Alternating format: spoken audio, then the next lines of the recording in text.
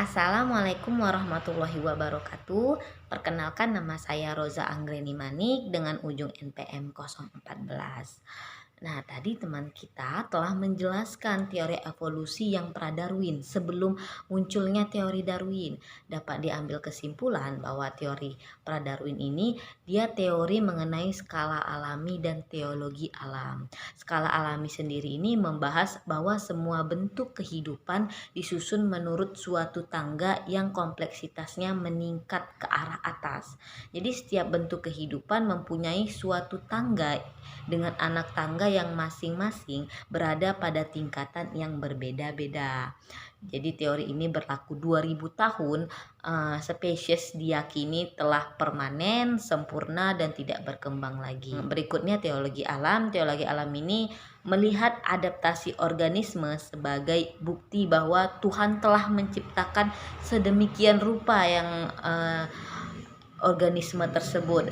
Jadi tiap-tiap spesies dengan tujuan tertentu. Nah, jadi apa sih itu teori Darwin sendiri? Jadi teori evolusi Darwin ini tertuang di dalam bukunya yang berjudul On the Origin of Species by Means of Natural Selection. Jadi yang menyatakan bahwa asal mula spesies ini melalui seleksi alam. Di dalam bukunya, teori utama yang dikemukakan Charles Darwin yaitu ada dua. Yang pertama, spesies yang hidup sekarang ini berasal dari spesies yang hidup pada masa lalu. Yang kedua, evolusi terjadi melalui karena seleksi alam. Jadi adapun fakta-fakta yang mendukung pemikiran teori evolusi Charles Darwin ini, yang pertama, terdapat variasi dalam populasi makhluk hidup. Jadi bahkan dua individu dari spesies yang sama ini tidak ada yang benar-benar sama persis.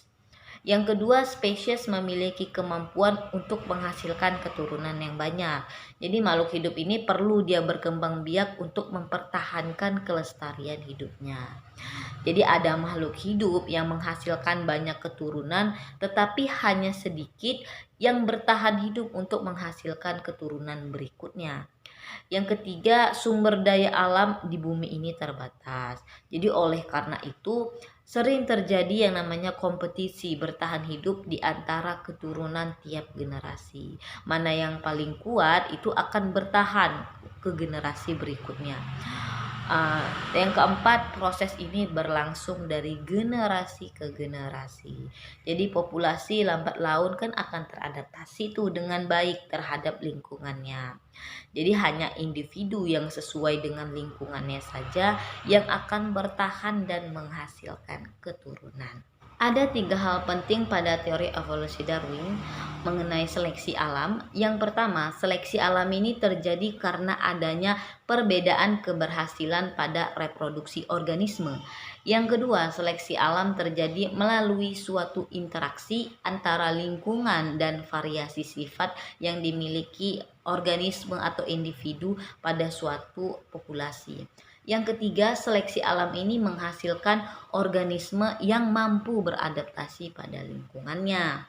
Jadi pada saat itu si Darwin ini belum mengetahui adanya prinsip genetika.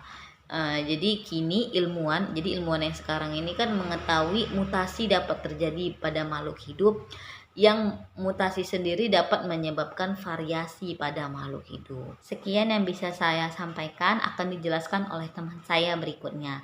Wassalamualaikum warahmatullahi wabarakatuh.